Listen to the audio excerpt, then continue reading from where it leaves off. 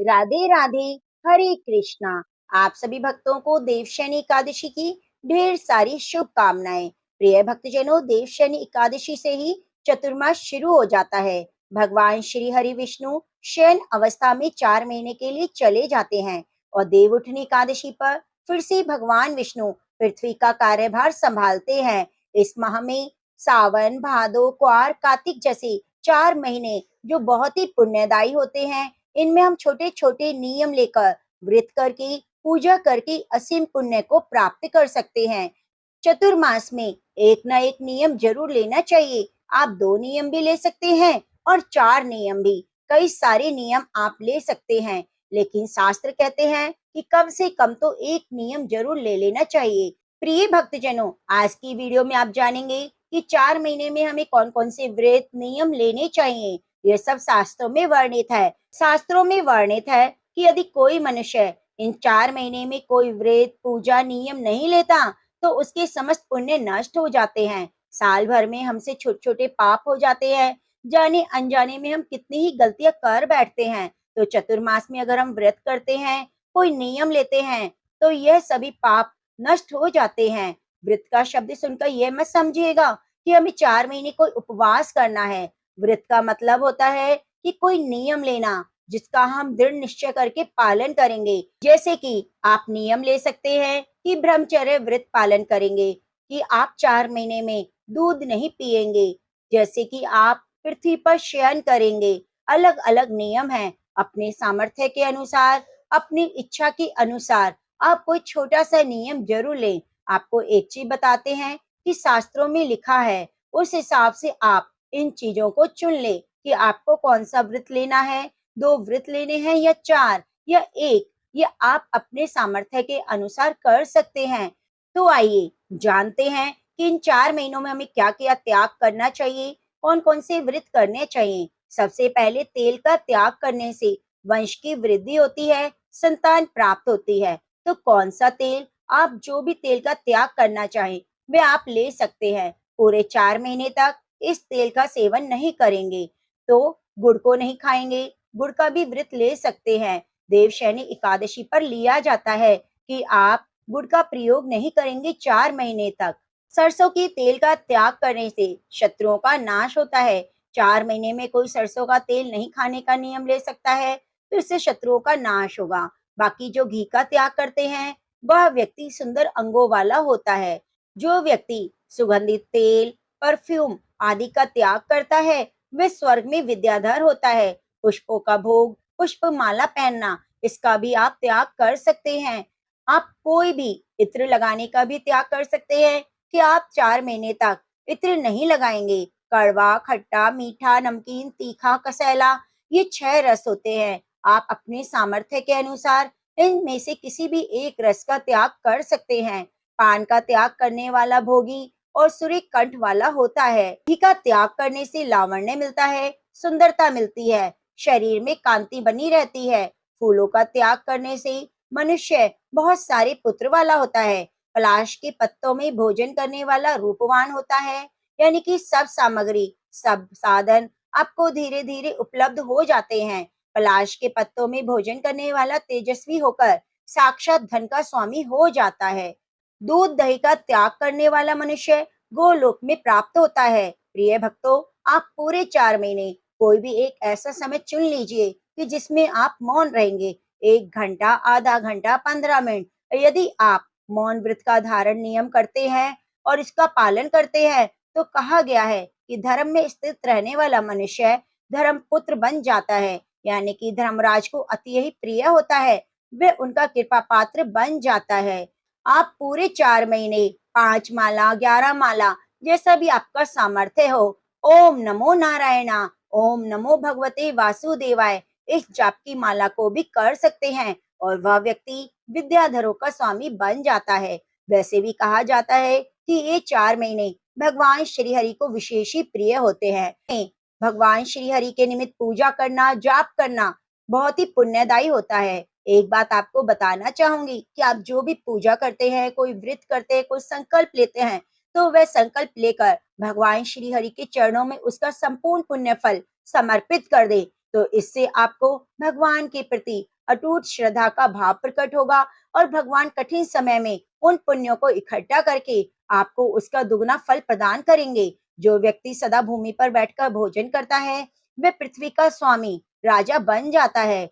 भगवान विष्णु के मंदिर में झाड़ू लगाना, साफ सफाई करने का भी आप नियम ले सकते हैं। ऐसा करने से बैकुंठ में निवास मिलता है। भगवान का गुरु जी के आश्रम में कोई संस्था हो, उसके अंदर भी आप सेवा कर सकते हैं।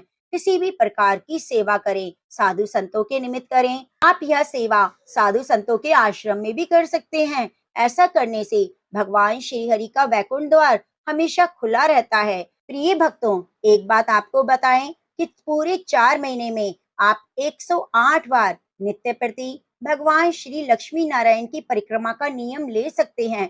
यह नियम बहुत ही पुण्यदायी होता है। हाँ, एक बात आती है कि स्त्रियां जो पीरियड से हो जाती हैं, तो उन दिनों में नियम छूट जाएगा। तो क्या करें, उसके बाद जितने दिन का वह नियम छूट जाता है, उसे आप आगे कंटिन्यू करके डबल यानी कि 2 बार आप परिक्रमा लगा सकते हैं। जैसे कि आपकी 5 दिन की परिक्रमा रह गई, तो उन 5 परिक्रमाओं को आप आने वाले अगले दिनों में पूरा कर लीजिए।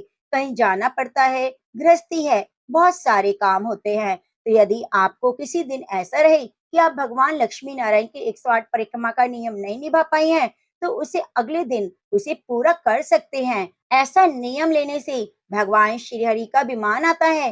हंसों से जुते हुए विमान में बैठकर मनुष्य जाता है। भगवान की परिक्रमा करना, शालिग्राम भगवान की परिक्रमा करना, कोई भी प्राण प्रतिष्ठित मूर्ति हो, चाहे शिवलिंग हो, कोई भी देवी देवता हो, 108 परिक्रमा का नियम जरूर लेना चाहिए। और इसके बाद जब चतुर्मास पूरा हो जाए, तो कहते हैं कि इस नियम का हम कैसे उद्यापन करें। जब आप कोई भी नियम लेते हैं, तो उसका उद्यापन करना जरूर होता है। जैसे कि आपने परिक्रमा का नियम लिया, तो आप लक्ष्मी नारायण भगवान के अपने सामर्थ्य के अनुसार वस्त्र, दक्षिणा, मीठा, फल अर्पित करके इस पुण्य को भगवान श्री हरि के चरणों में समर्पित करके पूरा कर सकते हैं। भगवान श्री हरि से कहें, हे प्रभु, मैंने 4 महीने में संकल्प लिया आपकी परिक्रमा करने का। आपकी ही कृपा हुई, मैं अपना यह नियम पूरा कर पाई। जाने अनजाने में मुझसे इसमें त्रुटि हो गई होगी, तो आप मुझे अपना पुत्र, अपनी पुत्री समझकर क्षमा कर देना और इस पुण्य फल को मैं आपके चरणों में समर्पित करती हूँ। आप मेरे इस नियम को स्वीकार करें। ऐसा जैसा भी आपके मन में भाव हो, उस भाव को रखकर उसका उद्यापन करें। अपने सामर्थ्य के अनुसार जो भी आपसे बन पड़े, जरूर दान देकर ही इसका उद्यापन करें। पंचगव्य का सेवन करने वाला चंद्रायन व्रत का फल प्राप्त करता है। पंचगव्य में गोमूत्र, गोबर, घी, दही और दूध होता है। इसको मिलाकर गाय के 5 चीजों का पंचगव्य बनता है। ये बड़े ही दिव्य औषधि होती है। हड्डियों तक के रोग को खत्म कर देती है, सभी पापों को भस्म कर देती है। इसमें इतनी ताकत होती है कि कहते हैं कि चंद्रायन व्रत का फल मिलता है। प्रिय भक्तजनों, पंचगव्य का सेवन हमें जरूर ही करना चाहिए। शास्त्रों में वर्णन आता है कि नित्य शास्त्रों की चर्चा से लोगों को ज्ञान देता है, वह भगवान विष्णु के समान व्यास रूप हो जाता है। तुलसी दल पूजा करना, तुलसी जी की इन 4 महीने में नित्य प्रति तुलसी शालिग्राम भगवान की पूजा करना, तुलसी पत्र अर्पित करना, तुलसी पर नित्य नियम से दीपक प्रज्वलित करना, ये बहुत ही पुण्यदायी होता है। तुलसी दल से रोज भगवान की पूजा करें। इससे क्या होता है कि विष्णु लोक की प्राप्ति होती है।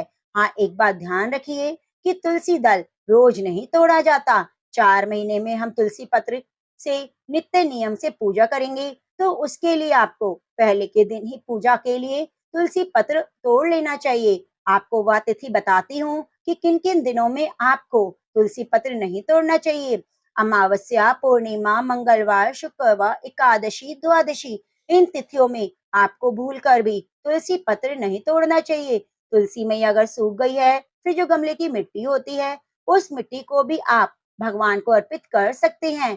भगवान प्रसन्न हो जाते हैं। यदि आप पूरे 4 महीने में तुलसी की सूखी हुई जो डंडियां होती हैं, अक्सर घरों में तुलसी माता सूख जाती है, तो उसकी डंडियां आप फेंके नहीं। उन डंडियों पर आप रुई लपेटकर घी में डुबोकर एक बत्ती बनाएं और उस ज्योत को भगवान श्री हरि के समक्ष प्रज्वलित करें। आप 4 महीने में तुलसी की डंडी का दीप प्रज्वलित करने का नियम ले सकते हैं। यह नियम सबसे अधिक फलदायी होता है क्योंकि भगवान श्री हरि को तुलसी पत्र अर्पित करना, तुलसी की मंजरी, तुलसी की जोत, तुलसी के धूप दीप सब बहुत ही प्रिय होता है। यदि आप नित्य प्रति तुलसी की मिट्टी से तिलक करते हैं तो उससे सौभाग्य बढ़ता है। यहाँ पर वर्णन किया गया है कि तुलसी के पत्तों से भगवान की पूजा करके मनुष्य विष्णु लोक को प्राप्त होता है।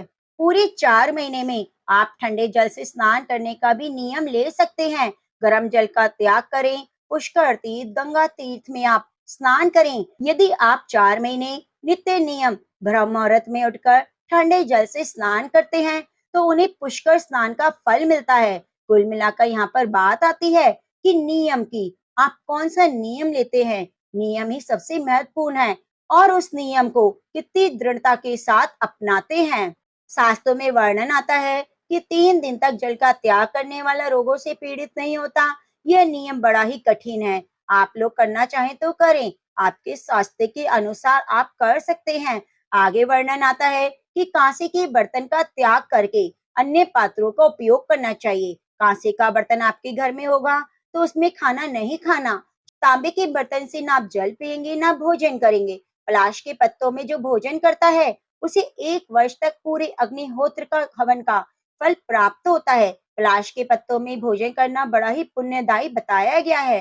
पलाश का पत्ता आप किसी भी फूल वाले की दुकान से ले सकते हैं। उनसे बोल सकते हैं कि आप पलाश का पत्ता दे दीजिए। यदि आपको पलाश का पत्ता ना मिले तो आप केले के पत्ते पर भी भोजन खा सकते हैं। आप पूरे 4 महीने दूसरों की निंदा नहीं करेंगे, ईर्ष्या द्वेष नहीं करेंगे, क्रोध नहीं करेंगे। यह नियम हमारे जीवन का सबसे बड़ा नियम होता है और जिसे निभाना बहुत ही कठिन होता है। यदि आप 4 महीने ईर्ष्या, द्वेष, मोह, क्रोध इन सबको त्याग कर भगवान श्री हरि की कथा कहानियों को सुनने में लगाएंगे तो आपका जीवन सफल हो जाएगा। भगवान श्री हरि के सबसे प्रिय भक्त बन जाएंगे। जो लोग दूसरों की निंदा करते हैं उससे उनके अपना ही पुण्य कर्म नष्ट होता है। जो मनुष्य पूरे 4 महीने में केवल एक समय भोजन करता है उसे तीर्थ यात्रा का फल मिलता है। यहाँ पर मैं आपको बताती हूँ कि नक्त व्रत क्या होता है।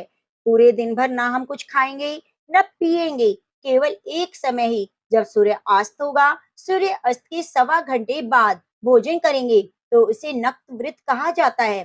पूरे 4 महीने यदि आप ऐसा करेंगे तो इसका लाभ बहुत होगा। आप एक नियम यह ले सकते हैं कि जब आप भोजन करने बैठेंगे तो उस भोजन की थाली में चाहे नमक कम है या ज्यादा है, मसाले कम है या ज्यादा है, आप दोबारा नहीं डालेंगे उसके ऊपर। तो इसे कहते हैं यथाचित व्रत। ऐसा करने से शास्त्रों में वर्णन आता है कि बिना मांगे जो कुछ मिल जाए उसी से निर्वाह करना बावड़ी कुआं बनाने के बराबर फल प्राप्त होता है। तो यह नियम तो बहुत ही आसान है। इससे हमें इंद्रियों पर काबू रखने की क्षमता आती है और हम दान, दया, इंद्रिय दमन श्रेष्ठ हो जाता है। ऐसा सब जगह बताया गया है। भगवान कहते हैं कि महान लोगों को भी सभी प्रयत्नों से ऐसा करना चाहिए। इसका आप व्रत ले सकते हैं। प्रिय भक्तजनों, आप भगवान श्री हरि विष्णु के मंदिर में एक दीपक रोज प्रज्वलित करने का नियम ले सकते हैं। नित्य प्रति भगवत गीता को पढ़ने का नियम ले सकते हैं। सात्विक भोजन करने का नियम ले सकते हैं। आप सूर्य अस्त से पहले 4 महीने तक भोजन करेंगे, इसका आप नियम ले सकते हैं। नित्य प्रति भगवान श्री हरि के मंदिर में जाकर आप दर्शन करेंगे, भगवान शिव का अभिषेक करेंगे। प्रिय भक्तजनों, सावन का महीना भगवान शिव को विशेष ही प्रिय है। सावन माह में की गई छोटी सी पूजा से भी भगवान प्रसन्न हो जाते हैं। आप सावन माह में प्याज लहसुन का परित्याग करें। सावन सोमवार को आप व्रत करें, जैसा भी आपका सामर्थ्य हो। फलाहारी करें या एक समय अन्न लें, ये आपके सामर्थ्य पर निर्भर है। साथ ही शिव महापुराण पढ़ना, भगवान श्री हरि की कथाएं सुनना बहुत ही लाभदायक होता है। प्रिय भक्तों, ये छोटे छोटे से नियम है जिन्हें करके हम अपने जीवन को सफल बना सकते हैं। प्रिय भक्तों, आपसे निवेदन है, यदि आपको कोई भी संशय है तो आप कमेंट बॉक्स में हमें जरूर बताइएगा कि आप कौन सा नियम ले रहे हैं और उसमें आप कैसे उसका पालन करें। साथ ही आप पूरे 4 महीने तक हमारे चैनल पर शिव महापुराण, भगवत गीता जैसी कथाओं को जरूर सुनिएगा। पूरे 4 महीने आपको सावन मास महात्म्य, भादो मास महात्म्य, कुआर मास महात्म्य और साथ ही कार्तिक मास महात्म्य की दिव्य कथाएं सुनाई जाएंगी। आप सभी से निवेदन है कि आप हमारे चैनल के साथ जुड़े रहिएगा और कमेंट बॉक्स में हमें जरूर बताइएगा। जय श्री राधे।